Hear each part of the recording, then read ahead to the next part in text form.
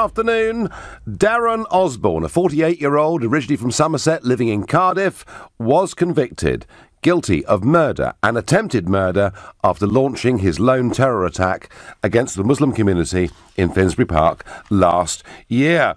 The trial had learnt how he'd become very rapidly, and I mean, within the space of weeks, basically, radicalised. He'd seen the Manchester bombing attack. He'd responded in many ways to the outrages committed by extremist Muslims in Britain last year. He made a whole series of searches for far-right groups and extremist groups and decided to launch his own attack. Although, it has to be said, what came up in court is he wasn't just against the Muslim community. He actually believed that Jeremy Corbyn was a terrorist sympathiser. He saw pop star Lily Allen in much the same category, and he rather wished that the Mayor of London, Sadiq Khan, had been caught up in the carnage as well. Clearly, last year was a very troubling year in this country, where we saw this series of attacks from extremist Islamics, and then we saw Mr. Osborne clearly thinking somehow what he was doing was going to make things better. And I wonder, in the light of this attack and his conviction today, does what he did further divide us, or does it unite us? Does it make many in the Muslim community fear that they're now all being branded as extremists and terrorists and dangerous people? Does it make some in the non-Muslim, I was going to say Christian, but probably these days non-practicing Christian community, does it make them perhaps think twice before they start to condemn everybody from that religion? Or are we headed for bad times? Are we headed to a great religious divide in this country? And if you think actually the actions of this man will perhaps start to bring us closer together, because we'll start to see some reason and realise that the extremes of both sides fighting it out in Britain's streets means that no one's going to be a winner, then call me on 0345 6060 973. Or perhaps you think this is a symptom of something that is actually going to get worse. That as a result of Manchester and London Bridge, all the things we saw last year, that actually there are more people now out there, like Darren Osborne, who have decided to wage their own war against the entire religion, against everyone that's Muslim. If you fear we're going in that direction, I rather hope we're not, but if you fear we are, then text to 84850, or please, any constructive suggestions as to what we might be able to do to make our future better and safer, then tweet using the hashtag Farage and LBC at LBC, and you can, of course, watch us on Facebook. I'm here in the London studio, and you can comment and debate this there. I've, I guess, been one of those people in British politics who, for some years, has warned about the growth of Muslim extremism. I've feared that we've allowed it to be fostered in some of our schools, certainly in our prisons, areas that we as a country, our government is in control of, and yet we have not done anything to stop it. We allowed preachers of hate in mosques to say things that if any of the rest of us had said, frankly, we'd have been arrested that afternoon. I really do think that successive British governments have been guilty of turning a blind eye to the growth of militant extremism. And I worry that when there's no leadership coming from government, no direction coming from those that we ought to respect, that it actually leaves a vacuum for others to come and fill it.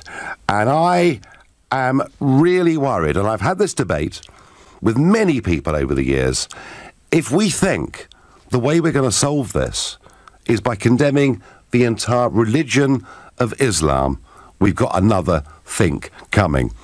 If we are going to deal with this, firstly, our intelligence community will need more and more resources, but secondly, we're going to need to work. Those of us from the Christian or non-practicing Christian community are going to have to work with the vast majority of the Muslim population living here who are not terrorists and want many of the same things as everybody else, to isolate the extremists. And that, to me, is the only possible way the only possible way that we can win what I think is going to be one of the great battles of our time. I hope to goodness there are no more Darren Osbornes. I hope there are no more Manchester bombings. But I fear that by saying that and hoping that, perhaps I'm guilty of being a little bit naive. You know, we really do have a major problem. We see it across the rest of Europe, and in many ways what we've suffered from has begun to dominate the whole political debate in the United States of America as well. So what do we do? Do we all condemn Darren Osborne for what he's done? Those of us in both sides of this divide, in both of these different communities, can we use that constructively somehow? I wonder what Paul in Brecon in Mid Wales thinks. Good evening, Paul. Good evening. Well, the problem is, I think, you're right about the governments not doing anything. Yeah. The simple facts are, though, that in Islam, and I want to distinguish very carefully here between Islam and Muslims, but the religion itself, if you look around the world, there are hundreds millions of Muslims following a code that's directly against Western values. Let me give you one example. There are 13 Muslim countries with hundreds of millions of Muslims in them who kill people, sentence people to death for apostasy or for blasphemy. Mm-hmm. Now, that is fundamentally against our values. Now, we don't seem to recognize that. So there are problems in the difference between Islam as a religion and the Western society, as it were. Now, let's take Muslims. I've lived amongst Muslims. You know, I've had Muslim friends. And there are some Muslims who take their religion very lightly. And there are some Muslims who wouldn't, most Muslims wouldn't hurt a fly. We've got no argument with that at all. But the problem is it's very hard to resist the teachings of Islam followed by the majority of Muslims throughout the world. And the government seem to not recognise this. And because they don't recognise it, you get nutters like this chap who did that terrible thing outside the mosque. You get nutters, and that lack of recognition by government is seen by the population, and also the separation of Muslim communities in the UK, the way that's done, and the different standards applying. Well, I've seen, Paul, I've seen that. I particularly remember being in Oldham. And, you know, there are a series of streets in one district of Oldham where virtually nobody spoke English, despite the fact some of the people had been there for 20 or 30 years. A completely isolated community, living, you know, not that far from the centre of Oldham, stuck in a downward spiral of poverty and benefits. And yet, Paul, and once again, I am going to blame successive British governments for not having the courage to even deal with the issue. But they're not dealing with it today, Nigel. No, they're not. Today. And the unfairness of it, the basic injustice that's going on, is causing a bigger breach between that community and the rest of society. And, you know, no one should be committing violence.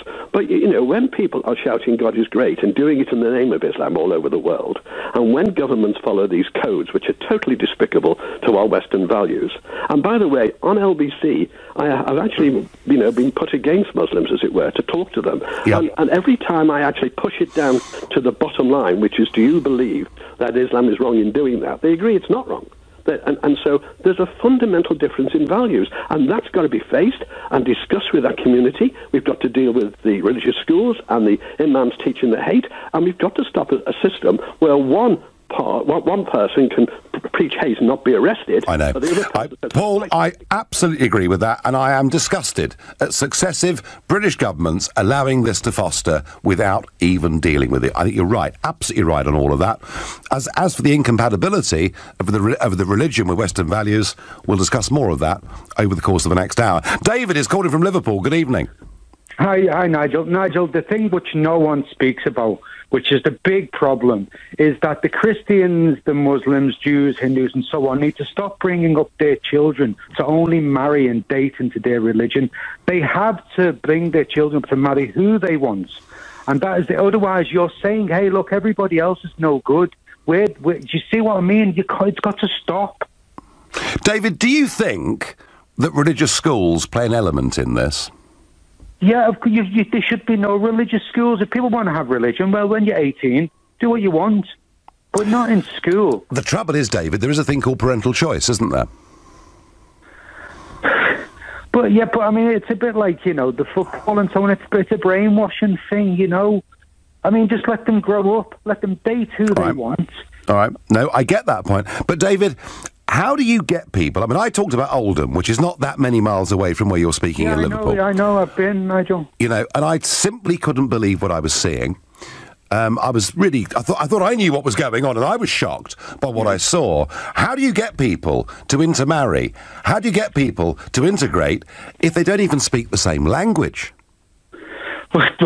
Well, first of all, that's a problem that they need to start learning the language so they can start interacting with the communities around them. All I know is that if you bring your children up, just for example, let's just say a Christian. If you bring your children up to only marry Christians or date Christians, or if you're a Muslim, to only marry Muslim or date Muslim, that is where the racism and division starts. And I'll say to every Muslim, Christian, Jew listening to this, you're wrong. OK, David said with great passion, a plea there from David from Liverpool for people to integrate far more than they do. And I get from Tim on Twitter, this country is more divided than ever. The right-wing press and Nigel Farage are partly responsible. Well, thank you ever so much for that. All I've ever done on this question of radical Islam is to say, let's face up to it. Let's start dealing with some of the problems. Let's start arresting hate preachers, saying things in mosques. Let's deal with radicalisation in our schools and our prisons. And I want, Tim, and I've always said this, and I'll say it again, I want to work with the vast majority of Muslims in this country against the bad guys. The one thing I don't want to do, and what worries me about Darren Osborne, is that if we get a narrative developing that the whole religion's bad, then we are headed for a complete and utter disaster. You're listening to The Nigel Farage Show, exclusively on LBC. It's 7:15. We have a problem in this country. We have some radical, extremist, Islamic fanatics who have caused terrorist attacks, and in response to that, we have someone like Darren Osborne, convicted today of murder and of attempted murder. I wonder whether, this trial, highlighting his behaviour, divides us further or unites us. I hope it unites us. I hope we realise. Those people in this country who were worried about division in the communities, who were worried about extremist Islam, I hope they look at what Darren Osborne's done and they're as appalled by that as they are by the things that happened on London Bridge and elsewhere. But I wonder, where do we go with this? How do we find a way to all work together against the bad guys? Because that is what I have always encouraged. Javid rather misses the point. He says, disgusted, Nigel, by you. Instead of condemning the actions of this killer, you turn the debate into an anti-Islam rant. No, I'm not doing that. I'm not doing that. I am saying, yes, there are questions about compatibility that have been raised by some callers. I'm happy to talk about that in the course of the next hour. But what I'm actually saying here is that people like Osborne, I think, make this worse. How can they make it better? And yet, in his own mind, he thought he was. I do criticise successive governments for not facing up honestly to this problem, but we have to try and find a solution to this. Tariq says, Dave from Liverpool, he was the last caller, makes a fantastic point. If kids are taught only to marry inside their own community, it makes it easier to suggest that other people are inferior. I think that's a pretty fair point. The only thing I can suggest, says Chris, is that creating integrated schools like here in Northern Ireland and to get kids from all sides together. Chris says it's working over here. Well, Chris, I can't comment on that directly other than to say Northern Ireland is a lot better than it was 20 years ago. And if that's part of the package, hey, it works. Paul is a new caller to the show. He's calling from Leicester. Good evening. Good evening, hi. So the point I'd like to make is just in reference to the question of the show.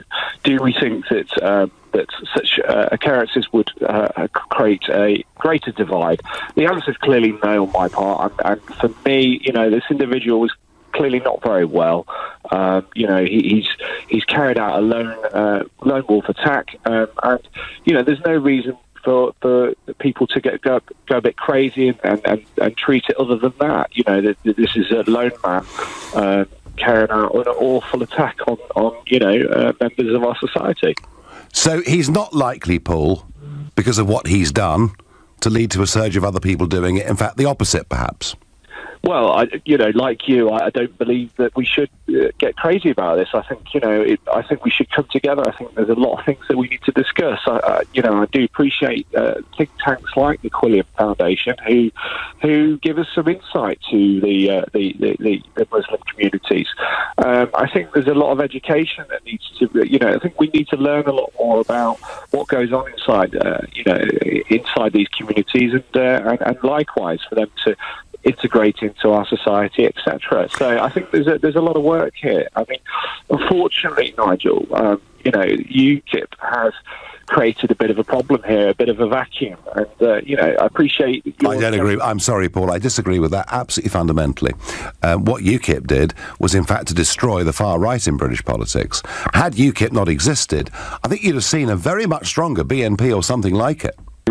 But where I was going with that was that, that politicians, okay, let's take UKIP out of the equation. Politicians in general, they work on sound bites, and unfortunately, people listen to those sound bites, and a lot of the issues have been compounded, and as a result, we now have a state of affairs whereby individuals are carrying out such attacks, whether it be Muslim communities or otherwise, on people who are innocent, and it's a horrible state of affairs. And I do think that politicians aren't really helping matters. Education is the way forward. OK, no, Paul, thank you for that. And there's no doubt there's radicalisation going on both sides of this debate. And it's pretty clear, actually, that Darren Osborne was radicalised in the space of a few weeks via the internet. I think the evidence that was produced in court today makes that pretty clear. I've got a caller from Slough. It's Grebe, a new caller to the show. Good evening. Hi, Nigel. How are you doing? I'm doing all right, but I'm sort of very keen that we come together from all communities to defeat the bad guys. I just don't want this to polarise even further. Yeah, but the problem we have here is that it's about firstly identifying who the bad guys are, because a bad guy to you could be a good guy to me. It all depends on the root of the cause. So this Osborne character who got radicalised within 2 weeks or whatever it is, he saw 2 or 3 bombings taking place and he went crazy about it. He did. Now, your previous caller, Paul, says we should take it lightly, or not take it lightly, sorry, we should take it as a loner. I don't see it as a loner, because if 3 other activities of terrorism take place in this country, someone else is going to go and do it. Because he's feeling enraged about it. He wants to do something about it because he feels government is doing nothing about it. And that is the root of the problem. So if you go back and page back, the little boy sitting in Iraq, he saw bombs coming over his head. He thought, you know what, I can't take this. I'm going to do something about it. I'm going to influence something on the internet. And this is how it all starts. Grebe, can I ask you, which community are you a part of? I'm part of the Muslim community. You are? Okay. Yeah. And how do you feel? I'm a mix, basically, of Muslims from different backgrounds, but yes. Okay, all right. How do you think, we better deal with the extremes of the Muslim community and indeed those who have now begun to hate the entire religion? Because there are some of them. I mean, without trying to sound. I don't want to use any stigmas or anything. I don't think the issue is got to do with the actual Muslim. The issue is got to do with the person that looks like a Muslim, and the issue is got to do with people from the sub-Indian continent. If you think about it, and I'm just going to talk straight because that's what I appreciate about you. Well, my wife doesn't like you, by the way, but I like you very much because you say things how they are. You see what I mean? Yeah. I'm going to say it straight that. If you go back in history, when the people from the Indian subcontinent started coming here, and they came here with their own cultures and their own values, and people thought they were instilling it on the people that were here and changing the culture in this country, people got on their backs. So they used to call it Pakistani bashing, whatever they called it, racist things. But now they can't use that because it's politically incorrect. So what do they use? They use the word Muslim. So for me, I've got a lot of non-Muslim friends and English friends, plenty, and I integrate to them. So if I can integrate to them and keep my values, why isn't the other person integrating with them? Well, Grebe, I mean, that actually makes a lot of sense, that people are going to have private observance of their religion, being Muslim or Jewish or whatever it may be, but can be integrated within society and live lives alongside and with their neighbours. The problem, Grebe, is, and then you know this, that there are Muslim communities in this country who are literally become isolated from the rest of their towns and cities. And it seems to me that it's in those conditions of poverty and unemployment where much of this bad stuff gets the oxygen. But I'll correct you, Nigel, because myself as a Muslim, when I go into those Muslim communities, I feel isolated and I don't feel integrated in those communities. Okay, no, sure. I don't know which communities we're talking about. So it's a cultural thing. It's not even an Islamic thing. So when they come from, when certain people come from the Indian subcontinent, they come with a culture. And at first I got my back on the wall to it because I was very upset about the fact that I'm also a Muslim, but why isn't this person treating me like this? Until one other person from the community explained to me that these people don't, some of the people in the community don't know how to warm up to other people. They don't know how to welcome other people. So they're not doing it intentionally because they don't want to, but they just don't know. They're basically walking on eggshells. So it's a cultural problem, Grebe. That's the point you're making. It's purely a cultural problem and not a religious problem. No, okay. No, listen, Grebe, you've made your point very clearly and in a very straightforward way. I thank you for your call. I'm going to go to Zainal, a new caller from Crawley in West Sussex. Good evening. Good evening, Nigel. Well, my point is, Nigel, when we talk about integration, I used to live up north, the area that you were referring to. When yes. the Asians came to those areas, there was the thing called white flight. A lot of white people moved out from the areas where Asians used to live. And whenever the Asians would get housed in an all-white area, they would be attacked and driven out. The council brought in the policies of, they started segregations. It was the council's fault that they did not pick on the people who are causing problems, and that's why these ghettos developed. But I'm quite surprised when you say that in this particular streets, nobody could speak English. Most of the youngsters speak English apart from their language. Well, Zainal, when I was there, it was during the day, so I guess the youngsters would have been at school or wherever they were, but I was certainly very struck as we went down this road knocking on doors. It was a by-election that was going on, and the number of people who just didn't speak English. Well, this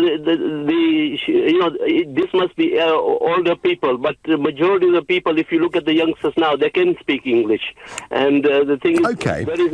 If you go to some of those areas, the most successful areas are Asian areas where businesses are flourishing and people are doing very well in those areas. Oh, Zainal, look, there's no doubt. I mean, if we take the Hindu community, for argument's sake, they are actually doing educationally and their young people professionally, I think I'm right in saying, better than any other group in this country today. So it's not that communities and religions that come in from elsewhere can't succeed within the United Kingdom, but we do seem, Zainal, to have a divide between some of the Muslim community and a growing number of the established white community. And it's that we need to address, isn't it?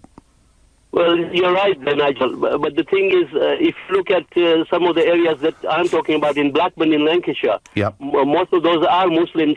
They come from Pakistan and India. They're very successful communities there. Okay. If you go there, you'll be amazed at how well they are doing. Okay. No, Zainal, you make the point very well, and hey, this is not an easy debate, is it? Because there is no one simple answer on either side. What we do know is there's been a growing of hatred amongst some on both sides to the detriment of our way of life in this country. You're listening to the Nigel Farage Show, exclusively on LBC. It's now 7:30. We're discussing today Darren Osborne, convicted of murder and attempted murder for ploughing his van into Muslims outside a service at Finsbury Mosque. And I'm asking, how do we stop more people behaving like this? How do we stop hatred on both sides? And by the way, if any of you think I'm softer on Darren Osborne than I would have been on a radical extremist, you're wrong. They're both as bad as each other.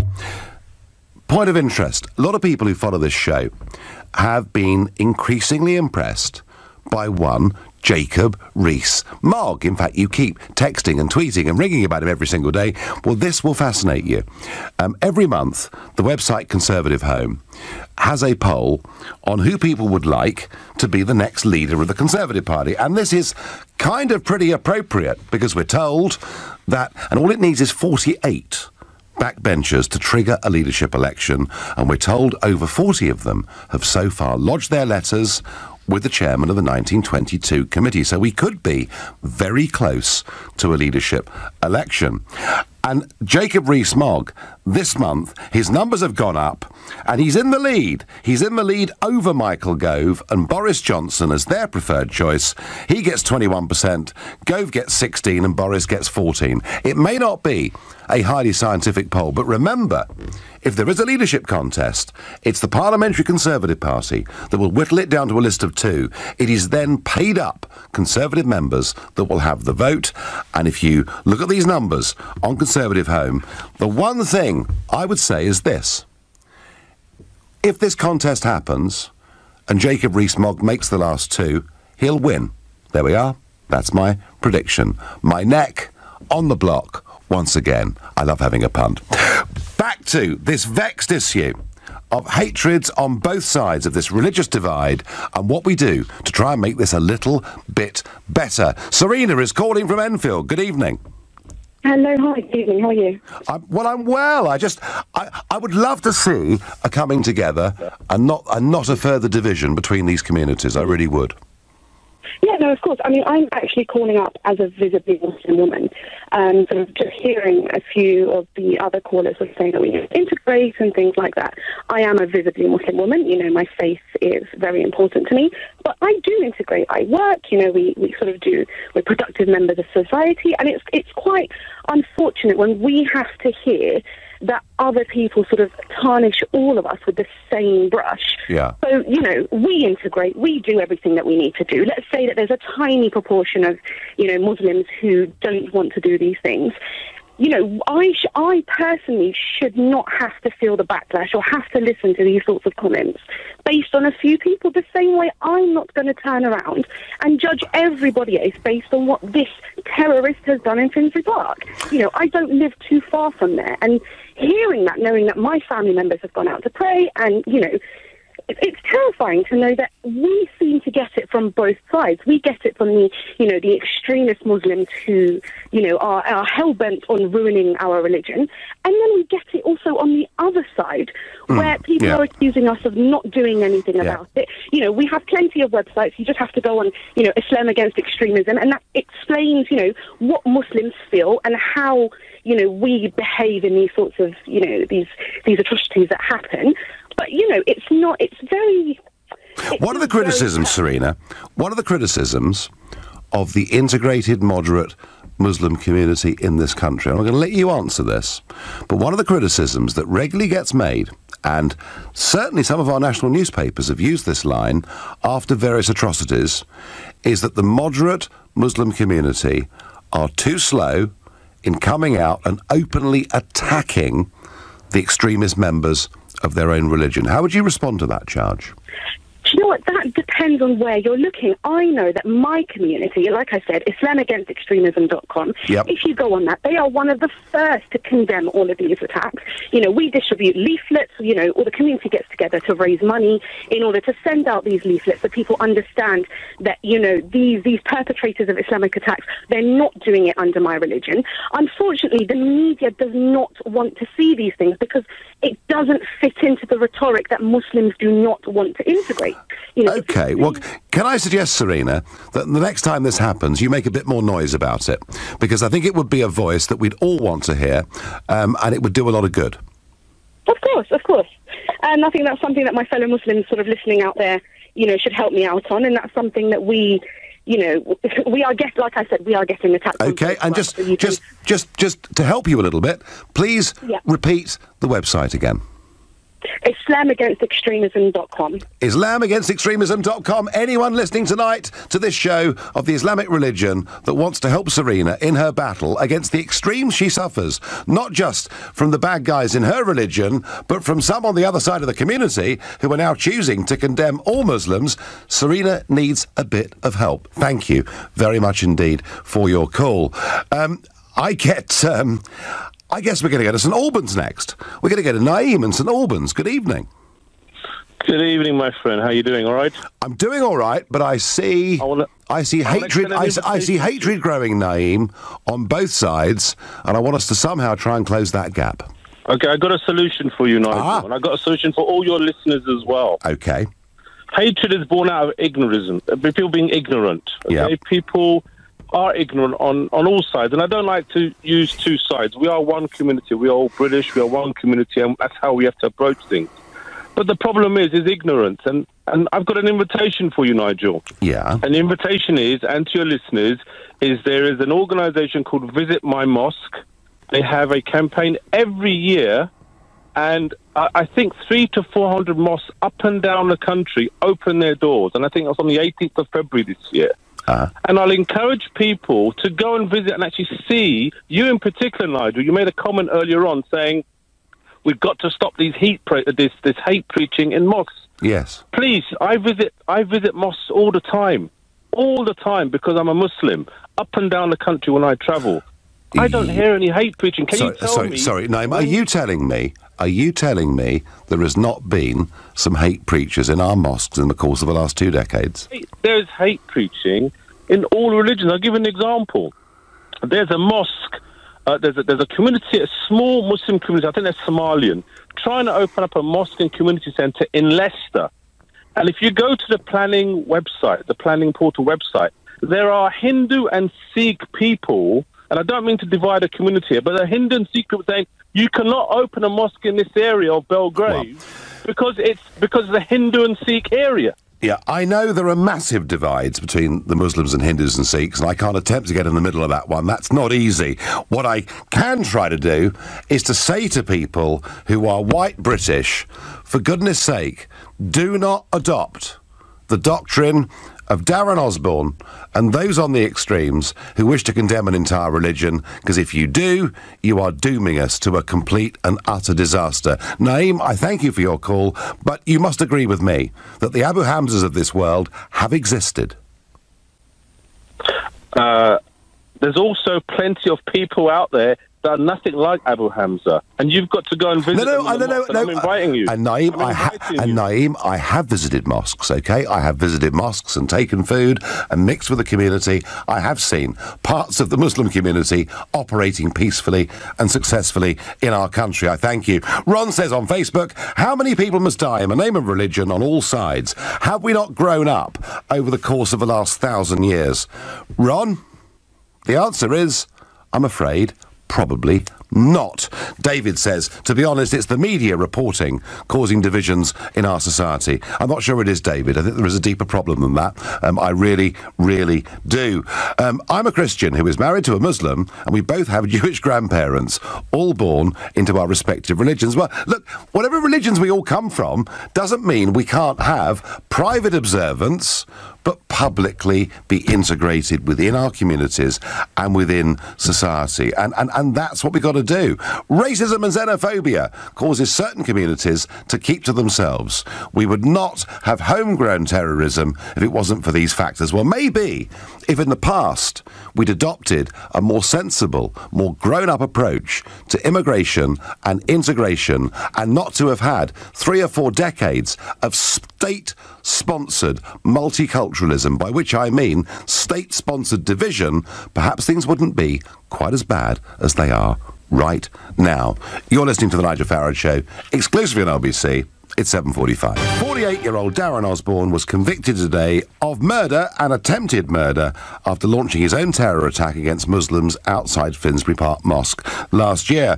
He was actually aiming higher than that. He said if the London Mayor Sadiq Khan had been there, it would have been even better, like winning the lottery, and he rather hoped Jeremy Corbyn was there as well. So this guy wasn't just against people who were Muslim.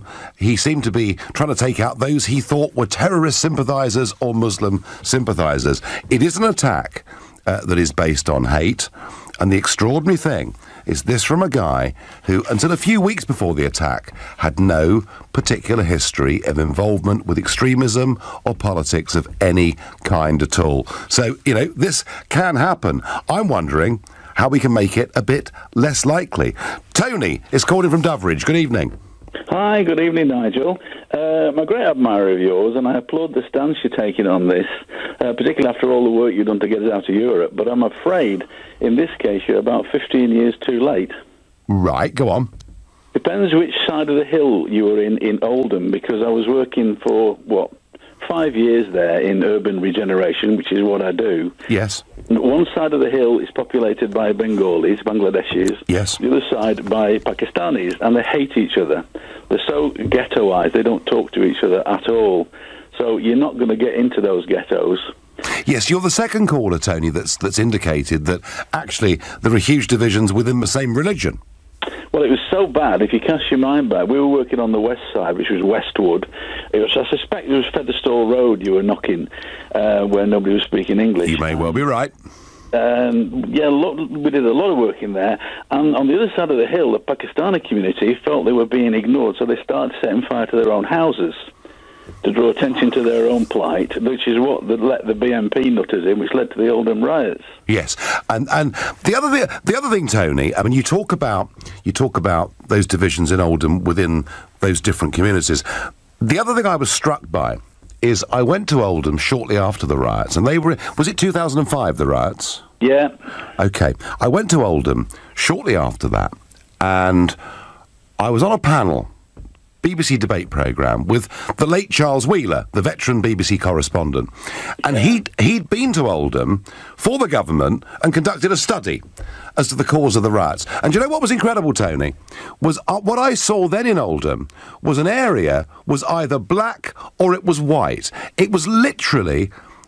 the only thing I'd seen like it was in Belfast, where one side of the street was Protestant and the other side of the street was Catholic. And that was what struck me had happened in Oldham. And I wondered then, Tony, how on earth we get black and white to mix. But you're saying, actually, within the Muslim community, they're not mixing. Absolutely. No, they don't like it. Well, they're at war. The Bengalis aren't allowed to use Bangladeshi as a language. On that Featherstall Road, we paid for a monument called Shahid Minar. It's a monument to their war dead, and they couldn't agree over that. And the other sad thing was my wife was working with me at the time. She works in regeneration as well, and we managed to persuade Tesco to open the store, and we gave preference to Asian youngsters from the area. Yep. The kids, bless them, were having to arrive 10 minutes early and leave 10 minutes early to get changed back into their garb to go home to mum and dad. Gosh, we have, Tony, got a long way to go in places like Oldham, haven't we? I think it's too late. I think you've had it. I think the mill towns, by and large, are probably write them off, because I don't think there's anything you can do. You're going to have to look 2-3 generations down the road.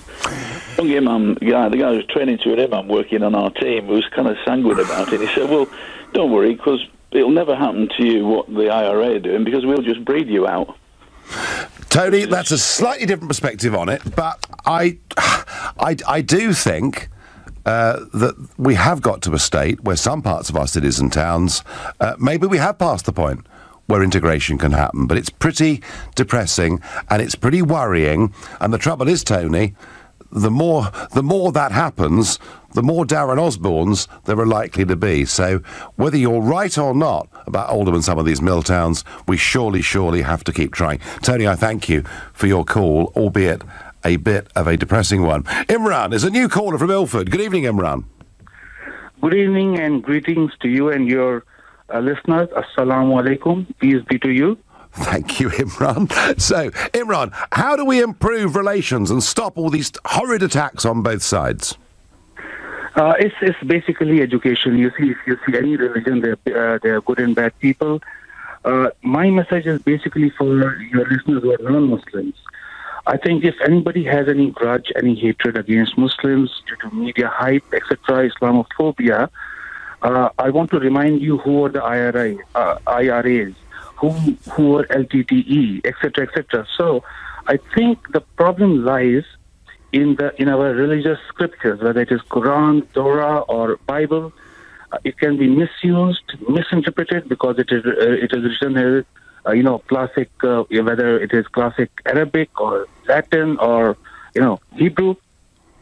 So then it is translated into our own mother tongue, and then it is misinterpreted. And I see people educated from good families often have a bias or some kind of a hatred towards other communities. I think it is, I would say, to the parents, good parenting. They teach the children all the religions. Now you have internet; it can be used. Is that Imran? Is that a distrust of people within the same religion or outside the religion? Same, both ways. It is both within ways. the religion because Islam has many castes. There are Bangladeshis, Pakistanis, Indians, etc. And just a quick point, what Tony, your early caller, said, ghettos and all that. I won't call them that. I have been in UK for the last 10, 12 years, so I don't know when that happened. But 5 years ago, me and my wife, we bought a house. Our main criteria was, yes, good area, etc., all the amenities.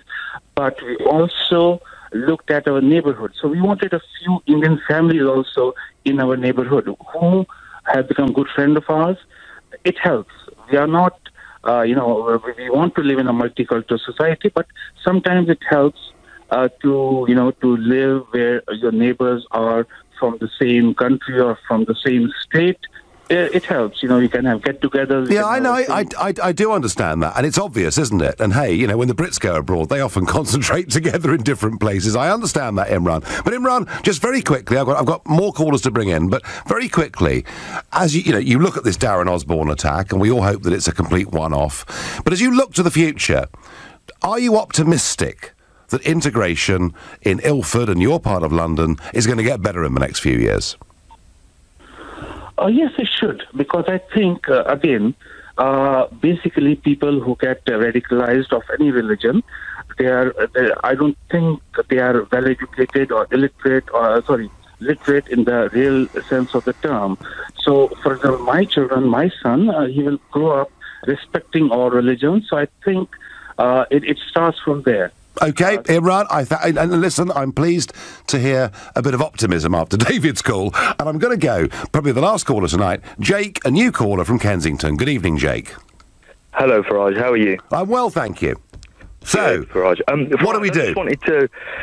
I wanted to challenge you a little bit, actually, and obviously recognise that you've been influential with Brexit, and I think your job is not yet done. I think there's a big part that you can play in the communities that we're talking about here. Yep. I think as British citizens across the nation, there's a lot that we can do on a day-to-day basis with actually getting to know our neighbours and actually having more interaction. I think we're segregated in that, we've got our guard up constantly wherever we are. And I think within these communities where you've got left and right and extremist views, there isn't a real dialogue in terms of what are these people really wanting, and there isn't an actual message that, us as listeners or as, observing as citizens, what we're trying to actually understand is what is the problem?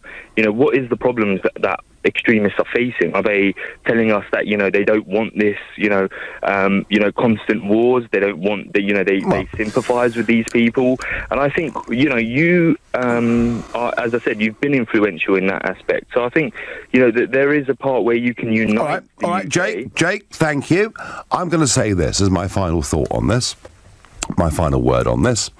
I was one of the first people to warn about segregation and the dangers and the rise of Islamic extremism and being aware of it and being tough on it.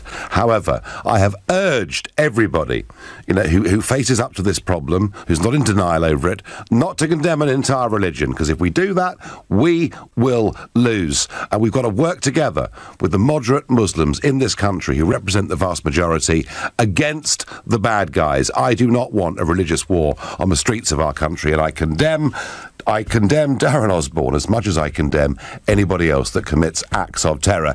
Bit of a sad day today in UKIP. Gawain Towler, been our press officer since 2004, stood down today. He gave a final interview on the Daily Politics. When he was asked, were there days running the press for UKIP when he held his head in his hands, this is what he said. Often. Yes, and then I had a drink, and then I carried on. Right. Is that the way you got through it? Well, it is, again, the UKIP way. Well, it was certainly my way. You've been listening to the Nigel Farage Show here on LBC. I'm back on Sunday morning at 10 a.m. Tonight at 10, it's Ian Collins, but up next, it's Clive Bull. Nigel, thank you very much.